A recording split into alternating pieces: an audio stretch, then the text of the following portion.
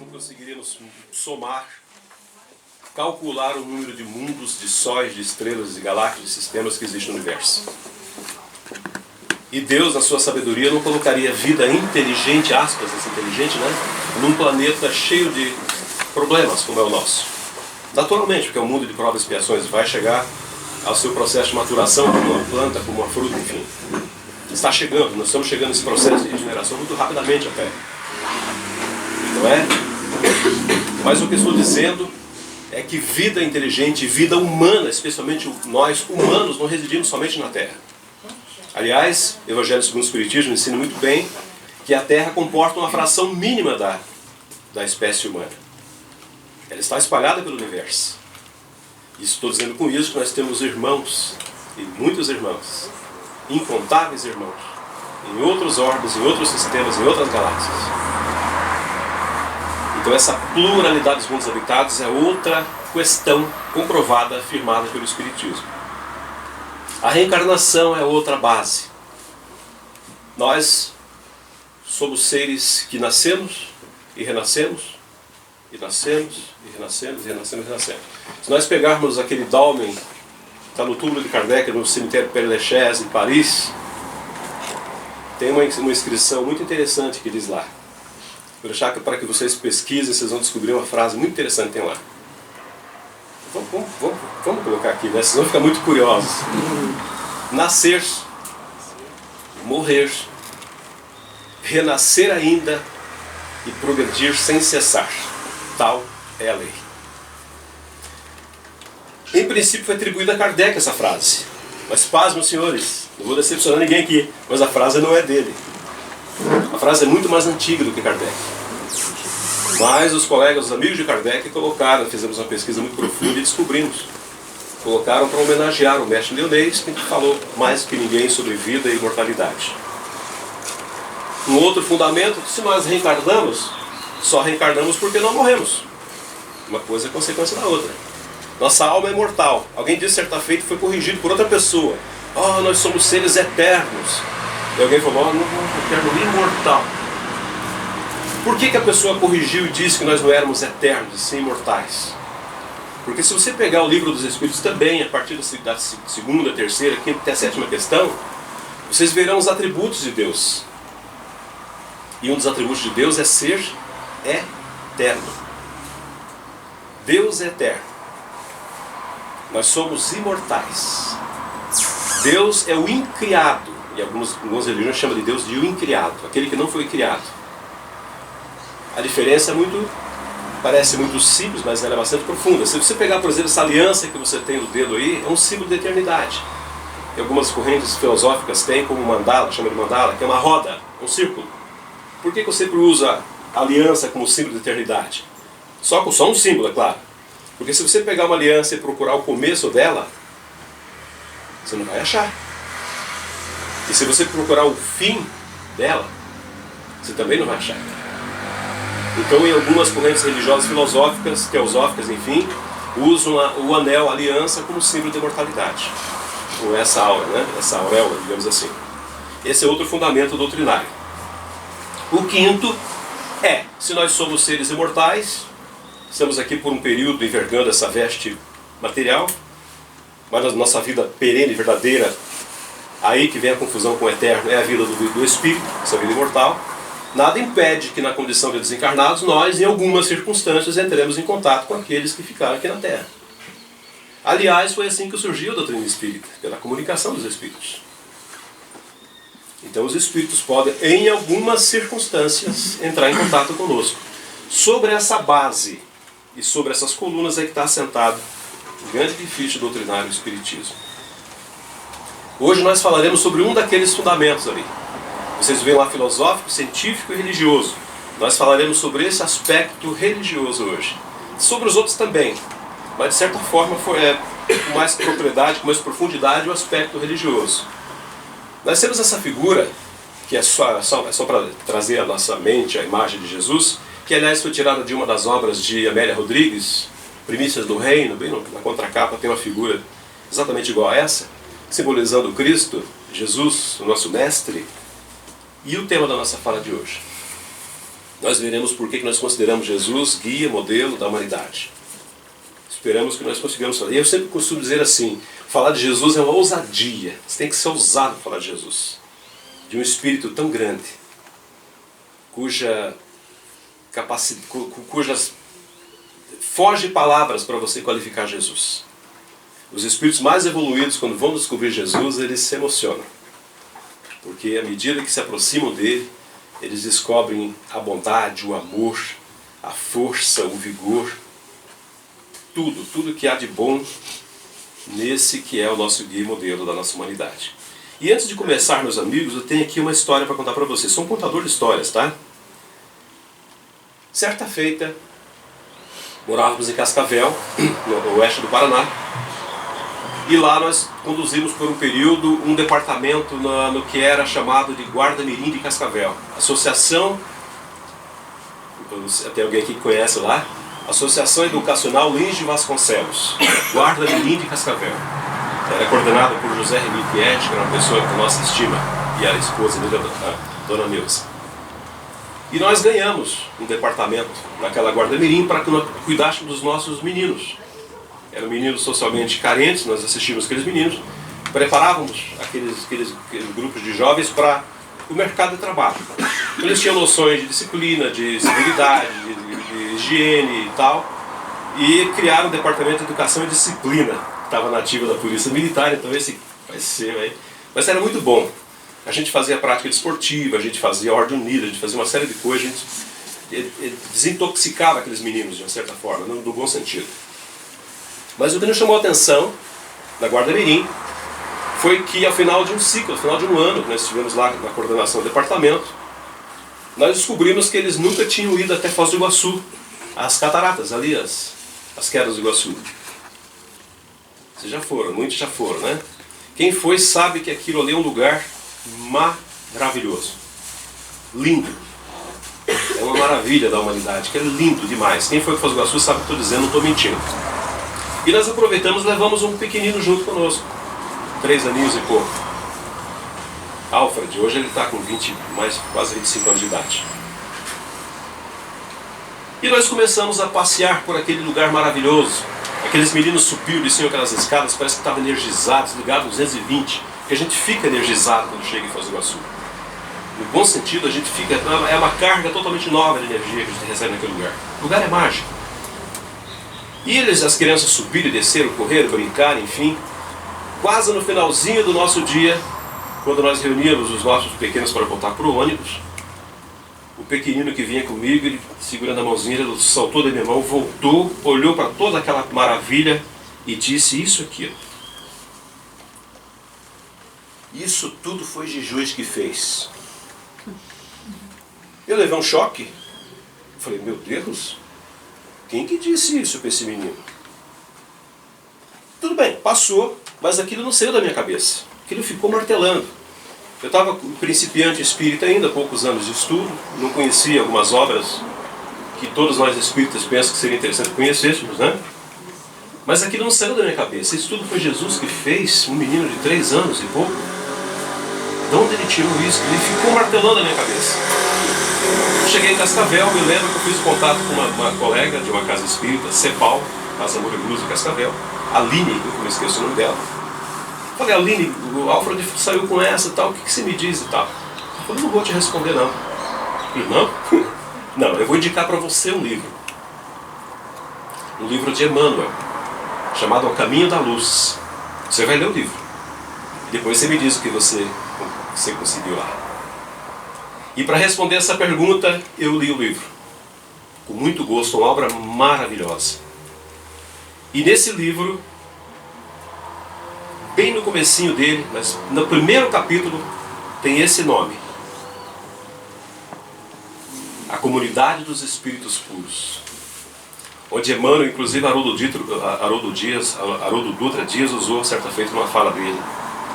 Bem no comecinho desse livro tem esse capítulo e começa mais ou menos assim.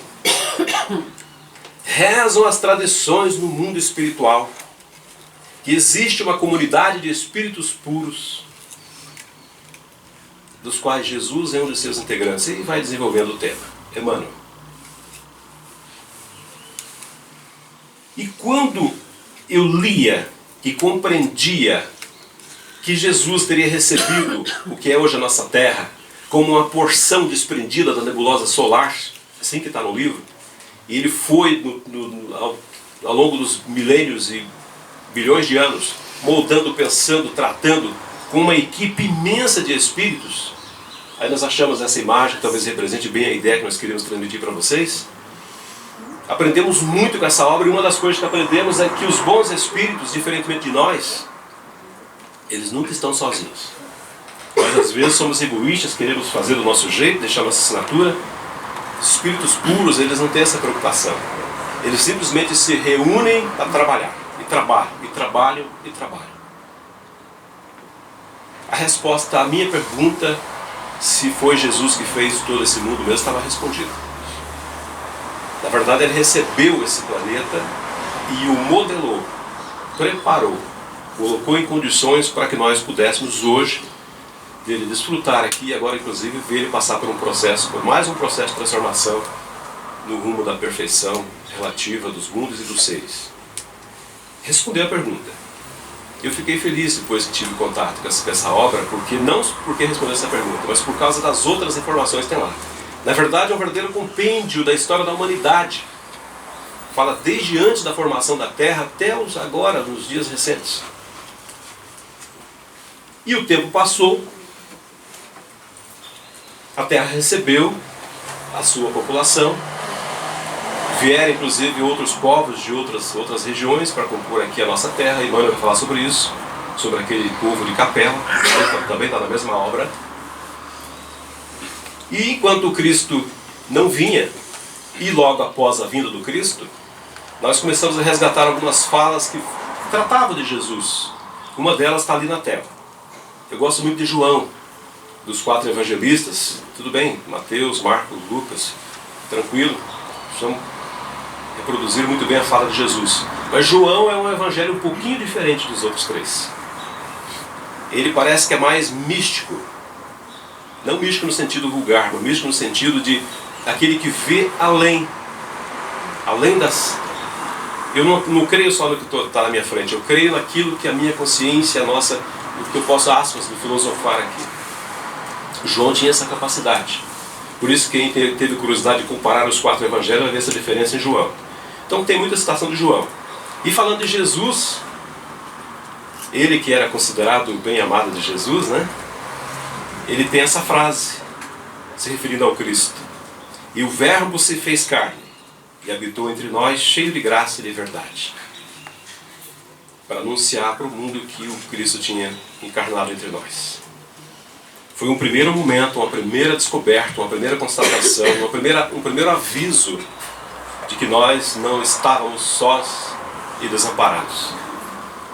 E hoje, meus amigos, então o mundo já passou, já está... Não. Esse planeta ele tem uma destinação, diria, ainda não concluída. Ninguém constrói uma faculdade para formar uma meia dúzia de turmas e depois destrói o prédio, não é assim? Forma-se uma turma, outra turma e outra e vai formando. Se o prédio mudar, muda-se as turmas e o prédio continua servindo para a instrução. A Terra é a mesma coisa. Ela sempre serviu como escola. Sempre. E vai continuar servindo como uma escola bendita. Né? E nós temos um mestre nessa escola, que é Jesus. Aliás, foi o único título que Jesus aceitou, ou de mestre. O moço rico tentou chamá-lo de bom. Ele disse não. Bom é o Pai. Aliás, questionou, por que você me chama de bom? Tinha uns interesses ali por trás de chamar de bom, né? Mas isso é outra história. Então nós temos, meus amigos, que cuidar desse planeta como se fosse um presente divino, porque na verdade é um presente divino. E de novo João, já recuperando a fala de Jesus, agora do próprio Cristo, quando ele disse com todas as letras e para que nós nunca nos esquecêssemos que ele era de fato. Tem uma pessoa, um colega nosso, vou fazer uma emenda no que eu acabei de dizer, que ele era, um colega disse assim, João Edson, não use Jesus como era, diga que ele é. De fato ele é. O caminho, a verdade e a vida. Ninguém vai ao Pai senão por mim, ele disse. E algumas pessoas dizem, mas como? Como é que eu posso ir ao Pai? Por ele não está mais conosco, como é que eu vou fazer? O por ele que ele disse é pelos seus ensinos e pelos seus exemplos. Ninguém vai ao Pai sem que pratique todo esse conjunto de informações, de normas, de instruções que eu deixei, que nós chamamos de Evangelho. Que a gente brinca, inclusive, no bom sentido, em algumas casas espíritas a gente fala assim: por muito tempo, quando se falava Evangelho, as pessoas se recolhiam num canto, ficavam cabisbaixas, sérias, não riam. Não posso rir porque eu estou dentro de um templo. Tem que ter o respeito, é claro, óbvio, com certeza. Mas por outro lado, se nós pensarmos que Evangelho, a tradução para esse verbete Evangelho, é boa nova, a pergunta que eu faço é boa notícia? A pergunta que eu faço é a seguinte: quem é que recebe uma boa notícia e fica triste? Não é assim? Então, se você recebeu o Evangelho, essa informação evangélica, você tem que ficar feliz. Tem que ser feliz. Evangelho é alegria, é felicidade. Porque é um roteiro que nós recebemos.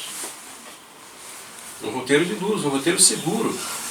Aliás, acho que o único roteiro que nós temos seguros. Por isso que o Cristo disse que ninguém iria ao Pai senão por Ele. Pelo que Ele ensinou, pelo que Ele exemplificou. Então nós temos tudo isso à nossa disposição.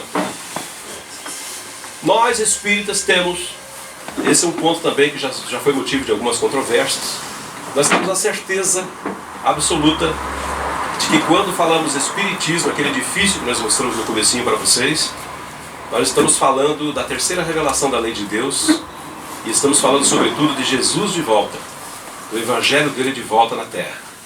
Eu não diria nem de volta, porque ele nunca foi, na verdade. Mas ele de volta no sentido de ser relembrado, de ser falado de novo, como veremos agora. E nós temos também no Evangelho, tanto o Evangelho segundo o Espiritismo quanto o Evangelho canônico, vocês verão depois a referência, a informação de que o Cristo viria, e eu estou dizendo para todos vocês que o Cristo veio. Ele veio não da maneira como nós imaginávamos, mas ele veio de uma maneira totalmente plausível. Eu vou dar uma adiantona Rogério Magno, vou criar aqui um neologismo. Atestável, se existe isso. Comprovável. Jesus está no nosso meio de maneira inquestionável. E uma comprovação, uma das informações que nós temos para atestar isso, para confirmar isso, está ali. Fala dele, da voz do próprio Cristo. Se me amais, se você me ama, guarda os meus mandamentos. Ou seja, siga aquele conjunto de instruções que eu deixei para você. E eu rogarei a meu Pai, e Ele vos enviará outro Consolador. Aqui eu faço uma pausa, porque quando a gente lê outro Consolador, se eu estou usando esse outro, é porque existiu já um anterior a ele. Senão, eu pedirei ao meu Pai, Ele enviará o Consolador. Se está falando o outro, quem será o primeiro que já veio? O próprio Cristo. Jesus era o Consolador. Ou melhor, é o Consolador, de volta. E ele diz que ele pediria ao Pai, o Pai enviaria, a fim de que ficasse ou de que fique eternamente convosco. Aqui, meus amigos, a gente pede uma atenção um pouquinho maior, porque vocês verão em que sentido nós podemos entender essas palavras. O Espírito de verdade. A gente costuma dizer assim, tem um livro chamado O Espírito das Leis, não sei se é de um filósofo bem antigo, não me fugiu o nome agora, mas quando a gente fala espírito, não estamos falando aqui muitas vezes de espírito ser desencarnado, mas sim espírito na questão do entendimento. Vocês já viram uma frase que diz assim, a letra mata e o espírito vivifica? Essa frase, a letra mata e o espírito vivifica, esse espírito não é o ser desencarnado, como a gente pensa. Espírito aí que vivifica é o entendimento, é a compreensão, é o sentido.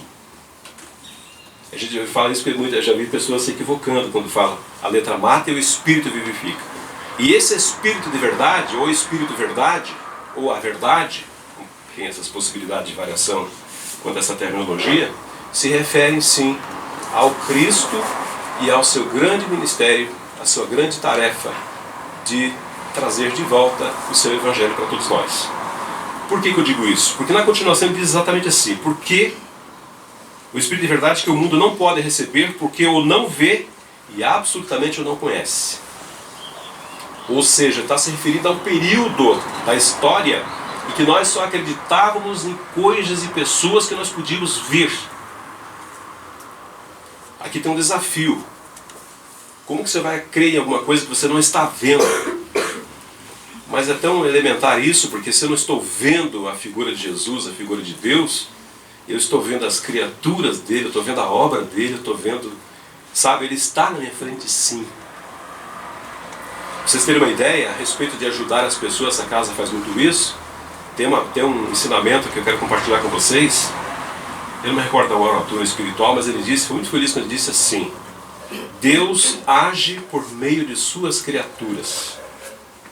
Então a gente às vezes fica esperando que ele desça das nuvens para nos ajudar. E tem do nosso lado alguém que está estendendo a mão e nós não percebemos. Nós nos ajudando uns aos outros. Tem uma fala também, que também foi usada pelo Haroldo, mas nós usávamos há algum tempo essa frase, tirada de uma obra chamada O Espírito da Verdade. Esse é da verdade mesmo. Tem um capítulo chamado Decálogo para Médiuns, desse livro muito interessante que a gente deve usar. As exortações são muito úteis. E tem uma linha que diz assim: todo bem procede originariamente de Deus. Eu li aquilo, nunca mais me esqueci. Significa que estão pensando mesmo, meus amigos. Se você está agindo no bem, fazendo alguma coisa no bem, você está agindo no nome de Deus. Tudo que está fazendo de bem. Que o autor é de André Luiz, o conjunto de instruções. Ele não poupou ali a semântica, o todo ali é muito claro. Todo bem procede originariamente de Deus. Então, se você está envolvido com alguma tarefa de benemerência, de auxílio, de amparo, parabéns para você, você está agindo em nome de Deus. Mas quanto a vós, conhecê-lo-eis, porque ficará convosco e estará em vós. Aqui o sentido já fica mais claro dessa doutrina prometida por Jesus e que chegou até nós com o Espiritismo. Quando ele diz conhecê-lo-eis, porque ficará convosco, o que fica conosco? Ah, mas quando eu desencarnar, quando eu morrer, então eu vou perder. Não vai perder. Ele está falando convosco mesmo, na sua alma, na sua essência, no seu espírito. O que fica conosco que ninguém tira, nada tira, nem o tempo, nada. São os nossos conhecimentos adquiridos, são as nossas virtudes, o bem praticado, as nossas experiências, a nossa vivência, tudo isso fica conosco. Então, Jesus está falando de uma doutrina, de um ensinamento. Porém, o Consolador, que é o Santo Espírito, que meu Pai enviará em meu nome, aqui tem um ponto que eu quero destacar com vocês também, que é muito, ele entrega, como se diz na gíria, a mensagem.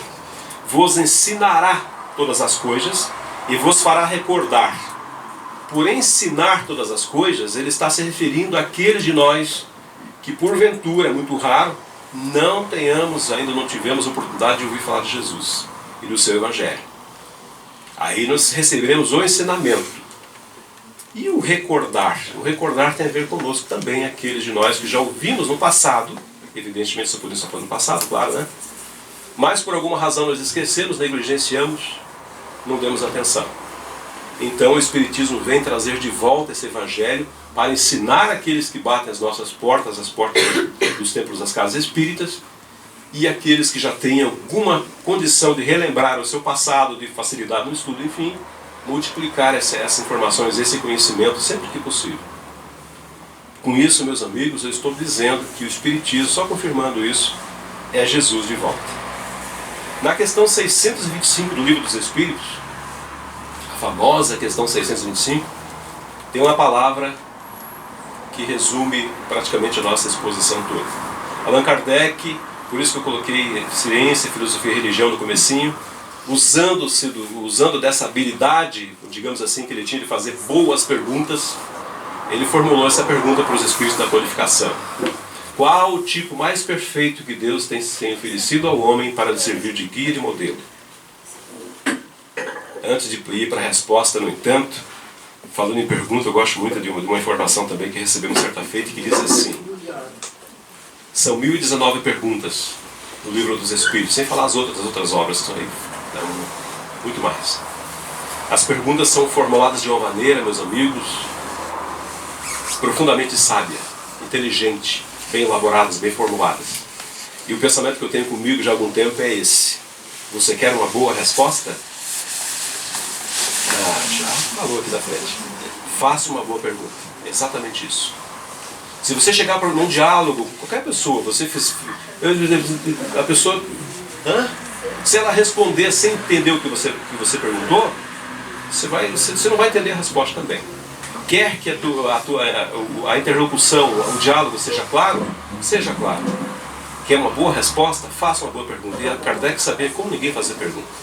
Como sabia fazer pergunta. E mesmo assim, tem algumas perguntas lá no meio da codificação, em que os espíritos respondem coisas assim, já o dissemos. Tipo, você está perguntando de novo, né? Ou eles insistiram na resposta. Mas por que Kardec fazia isso? Para insistir mesmo, para comprovar uma tese, uma informação. Mas o fato é que a resposta a essa questão 625, eu costumo dizer assim: vocês acham que quando Kardec fez essa pergunta, os espíritos da codificação se reuniram num grande conclave, reuniram uma assembleia imensa, ficaram 3 semanas para dar resposta para essa pergunta ou não? Acho que não, né? Eram espíritos superiores. E quando Allan Kardec fez essa pergunta, eu costumo brincar que a velocidade que eles responderam foi a velocidade que vai aparecer na tela. Jesus. E vou mais longe. Essa é uma resposta filosófica. Por quê? Porque tem um ponto na frente. Eu costumo dizer que esse é um ponto filosófico. Porque quando eles responderam Jesus e colocaram um ponto, aquele ponto significa muito para nós. Sabe o que significa aquele ponto? Até filosófico, não só no campo da gramática, né, professor? Mas sobretudo no campo da filosofia, aquele ponto significa assim: fechou. Fechou. Exatamente isso. Jesus, ponto.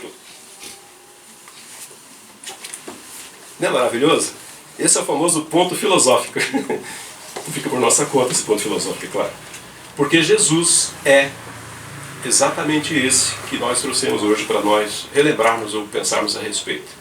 Ele é esse tipo perfeito, ele é esse modelo, esse guia que Deus nos enviou para que nós tivéssemos uma caminhada mais segura nessas grandes florestas da vida aí. Falar em Floresta da Vida, eu recomendo a vocês uma leitura maravilhosa de Allan Kardec, que está no livro Obras Póstumas, chama-se O Caminho da Vida, bem no finalzinho do livro. Gente, que maravilhoso aquilo. Para falar de reencarnação, para falar de anjo protetor, espírito protetor. Quem tiver curiosidade, pegue lá. O Caminho da Vida, em Obras Póstumas de Allan Kardec. Mas eu trouxe para vocês aqui para compartilhar o que os espíritos que ajudaram na codificação, porque Joana de Anjos ajudou na codificação, sabiam? Tem mensagem Joana lá na codificação. Emmanuel também tem. Esses espíritos também são espíritos da codificação. E eles trouxeram algumas contribuições para nos ajudar a pensar um pouco mais profundamente a respeito da grandiosidade de Jesus. E eles falam de uma maneira apaixonada, tão bonita, acho tão bonito quando a gente fica imaginando eles recebendo aqueles influxos de inspiração para falar do Cristo. Porque nós separamos alguns textos rápidos para que vocês pensem comigo a respeito de Jesus. Cuidado do horário, que eu falo demais. Primeiro em Marcos, para falar a respeito de verdade. Verdade, meus amigos, com aquele V grande. Jesus, a palavra divina, ela não tem prazo de validade. O que é verdade aqui, agora, com esse sol, vai ser verdade daqui a 5, 10 milhões de anos. Simplesmente porque é verdade. E tem uma frase que Marcos recuperou de Jesus, onde diz textualmente assim: passará o céu e a terra, mas as minhas palavras não passarão. Por que não passarão? Porque são verdade. Só por causa disso. Simples assim. Todas as instruções que recebemos, eu costumo dizer, falamos na exposição essa semana, que nós temos um único motivo para a nossa infelicidade aqui na Terra. Nós sofremos aqui na Terra por problemas políticos, sociais, culturais e financeiros, qualquer tipo de problema, por uma razão simplesmente. Uma só. O afastamento das leis de Deus. Quando a criatura resolver se aproximar mais de Jesus, de Deus, Jesus é o médium de Deus, e viver isso, a gente vai se livrar dos nossos problemas. Só que daí tem um probleminha que vem junto. Estava muito bom para ser verdade, mas tem sim. Porque nós estamos falando aqui de felicidade da alma, felicidade verdadeira. Não é aquela felicidade que o carro do ano dá, que a mansão na praia dá, não é esse tipo de felicidade. Essa felicidade prometida por Jesus é a felicidade da alma da criatura, a felicidade verdadeira, aquela que ninguém tira, aquela conquista da alma. Então esse ponto, meus amigos, é inquestionável. Joana de Ângeles, que é um dos espíritos da codificação, tem 3 frases que nós separamos dela que diz assim: incompreendido desde os primeiros instantes a vida do Cristo, é a vida dos feitos heróicos, da renúncia do sacrifício de supremo amor. Poético, né? Aqueles espíritos que conseguem falar muito com poucas palavras. Parei para fazer um seminário só com essa fala. E ela continua dizendo assim, é tão bonito que ele chama Jesus o Divino Sol. Jesus o Divino Sol, sem embargo, dialogou e conviveu com aqueles que se deixaram vencer pelos miasmas das iniquidades. Tem um outro espírito que chamou Jesus certa feita de um Rei Solar. Vai por esse caminho também. Aqui eu destaco, meus amigos, uma crítica muito severa, muito dura que o Cristo recebia daquele povo, dos fariseus da época. Ah, o teu mestre está conversando com pessoas de má vida. Que ele conversava com prostitutas, com ladrões, enfim, todo aquele povo. E Jesus, certa feita, ouviu essa crítica daquele povo, maledicente, dizendo que o mestre deles, o mestre daquele povo, dos judeus que estava ali surgindo, não era digno porque ele ficava conversando com pessoas de má vida. E Jesus ouviu isso e deu a resposta. Não são os sãos que precisam de médico, mas os doentes. Com isso ele já começava a dizer que ele é o médico das nossas almas, usando de uma forma mais poética para vocês entenderem. Ele é esse médico. E um pouco mais de Joana ele diz assim: e amou sempre, sempre, incessantemente, por ser o amor a fonte inexaurível da vida, que não termina nunca. Olha o que os Espíritos falam de Jesus. E pegamos uma outra entidade espiritual, um outro amigo espiritual. Amélia Rodrigues, adora essa obra Primícias do Reino. Se vocês lerem Primícias do Reino, vocês vão ver o resgate de momentos da vida de Jesus, assim, com um colorido todo maravilhoso, trazido por Amélia Rodrigues. E ela diz, em alguma parte da obra, está ali a página, a respeito do Cristo: conviver entre aquela gente simples, estabelecendo as bases da edificação fraterna para os espíritos, apagara-se para ministrar a humildade e descera para melhor servir. É um conteúdo vastíssimo para que também a gente pense a respeito da ideia de Amélia Rodrigues, também de Amélia Rodrigues. Em toda parte aqui, ele tem estado presente, e o simples enunciado de seu nome é vigoroso estímulo para a liberdade e a paz de espírito. Em outras palavras, quando a gente fala o nome de Jesus, falando aqui o nome dele no sentido da sua essência, sua vida, seu vigor, seus ensinos, tem um poder imenso de fato. E para comprovar e para também caminhando para o nosso encerramento, talvez a maneira mais forte que nós encontramos para falar de Jesus é numa história que eu quero contar para vocês, que nos aconteceu já faz alguns anos, quando alguém nos chamou para fazer uma palestra, primeira palestra. Você faz a palestra na nossa casa? Eu falei, faço. Depois eu pensei, nossa, faço? Eu não sabia que podia fazer palestra, mas já estava falado, daí que foi. Daí eu cheguei em casa, estava o compromisso assumido, eu falei, então eu vou ter que preparar a palestra. E faltou inspiração. Falei, agora, onde é que eu vou achar assunto para falar? Já que eu assumi, agora eu vou ter que me virar. E eu estava, vocês riam porque não foi com você. Eu estava ali, na época tinha um TV a cabo, eu estava circulando os canais e tal, mas eu tinha quase que me esquecido daquilo. Aí, por uma dessas intuições, digamos assim, eu me deparei com um documentário. Um documentário muito interessante, muito emocionante, me levou às lágrimas. Que falava sobre esse menino. O nome dele é Didier Montalvo. O que vocês veem nas costas dele, consegue ver ali atrás? Isso que vocês veem nas costas do Didier, nas costas, como se diz, é uma verruga. É o mesmo material dessas verrugas, só que ela cobriu todo o dorso do menino. E esse problema era grave. Esse menino vivia numa cidadezinha no interior da Colômbia. Exatamente, no interior da Colômbia. Uma situação muito difícil, ele está com mais ou menos uns 5 aninhos de idade. E era triste de ver a reportagem, porque no começo, depois eu fiquei feliz no final, porque ele era vítima de todo tipo de chacota, de gozações dos amigos, enfim. A ponto de receber um apelido de um menino tartaruga, por causa dessa enfermidade. Ele não podia ir para a escola, ir à escola. Quando ele ia com a camisa do pai. O pai colocava aquela camisa e ficava parecendo uma saia, aquele grandalhão assim, sabe, pequenino ele, arrastava aquela camisa no chão. Realmente ele sofreu demais. Didier sofreu muito por causa desse problema.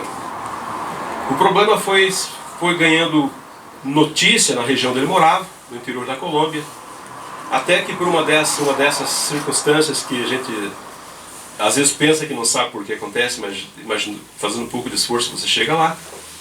Um grupo de, se não me engano, de jornalistas descobriu a história de Didier Montalvo, apesar do nome Didier francês, ele é colombiano. E resolveu ir até aquela localidade e fazer uma matéria sobre o menino tartaruga. E eles foram. Fizeram a matéria e publicaram a matéria no jornal de Bogotá, de grande circulação. Muita gente se comoveu com a situação e resolveram se cotizar para levar o menino até a capital, onde tinha médicos bem conceituados, enfim, para ver a possibilidade de fazer uma cirurgia e tirar esse material dele. E assim foi. Eles se cotizaram, dividiram as despesas e levaram o menino até Bogotá. Só que quando chegou em Bogotá, os médicos se viram numa situação bastante complicada. Tipo eu que me propus a fazer uma palestra, eles se propuseram a fazer a cirurgia. E agora vou ter que fazer. E enquanto eles pensavam, enquanto eles planejavam essa palestra, aquela notícia, meus amigos, que estava aqui na América do Sul, ganhou corpo e atravessou o Atlântico. Chegou à Inglaterra. E chegou aos ouvidos de um cirurgião, um dos maiores cirurgiões plásticos do mundo, chamado... deixa eu ver se eu lembro o nome dele, está ali na frente o nome dele. Neil Bulstrode. Dr. Neil. Um homem que tem um trabalho maravilhoso. Especialista em reconstituição de partes afetadas gravemente, a ponto de atender crianças, sabe aquelas crianças que pisam em restos de guerra, em aquelas bombas e ficam mutilados? Ele faz as cirurgias, até hoje ele. Se quem quiser pesquisa Neil Bulstrode. Dr. Neil soube do caso do Didier. Ainda bem, graças a Deus, que tem um lado bom da internet, da notícia, enfim. E ele se voluntariou para vir até Bogotá e fazer parte da equipe, compor a equipe de cirurgia. Porque ele conhece muito disso. E foi muito bem que o Dr. Neil fez. Quando ele chegou, que eles fizeram análise do menino Didier, eles constataram que de fato alguns órgãos internos, né, essenciais estavam sendo comprometidos e o menino tinha grandes possibilidades de ser levado a óbito, morrer, por causa do problema se não fosse feita a cirurgia com a rapidez ou com a presteza necessária. O fato, meus amigos, é que esse médico veio, a equipe se reuniu no hospital, claro, prepararam tudo, marcaram o dia da cirurgia. E o que me chamou a atenção, que fez com que eu trouxesse isso para vocês hoje, que aliás que foi o que originou essa palestra como um todo, foi o final dessa história, ou quase o final. Houve um momento em que o menino estava pronto para ir para a sala de cirurgia. Ele foi uma vez, fez uns testes, voltou uma segunda vez.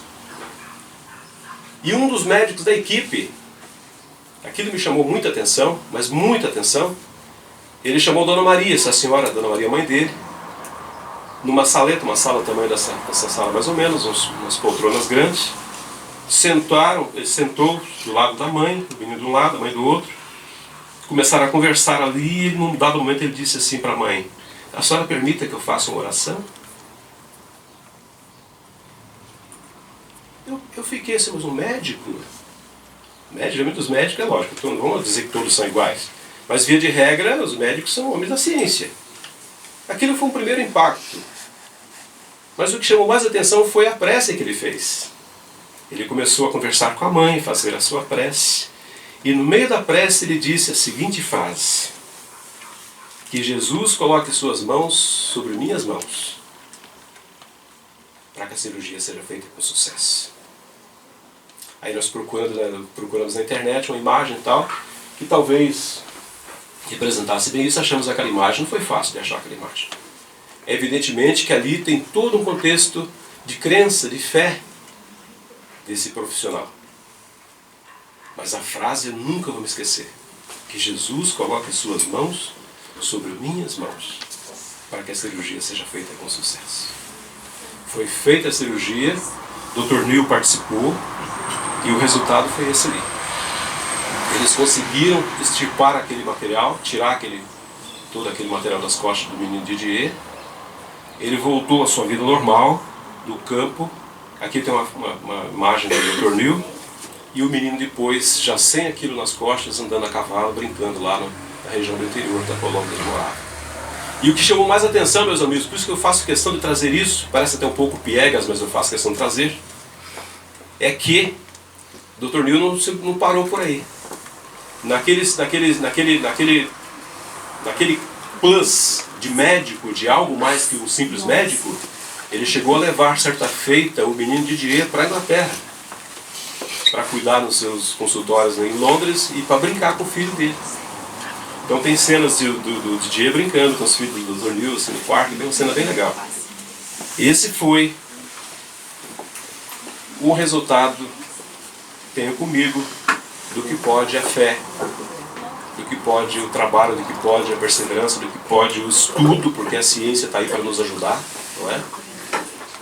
Mas que nós poderíamos fazer muito mais se nós fizéssemos, como também diz e orienta o Evangelho segundo o Espiritismo, quando nós fizermos a aliança da ciência com a religião, não é? Nós iremos muito mais longe do que nós vamos agora, do jeito que nós estamos indo. Para que nós encaminhemos para o nosso final, eu convido a todos para que nos acompanhem numa mensagem. É uma mensagem que a gente sempre tem o hábito de trazer para fechar as nossas falas. E é uma poesia, é um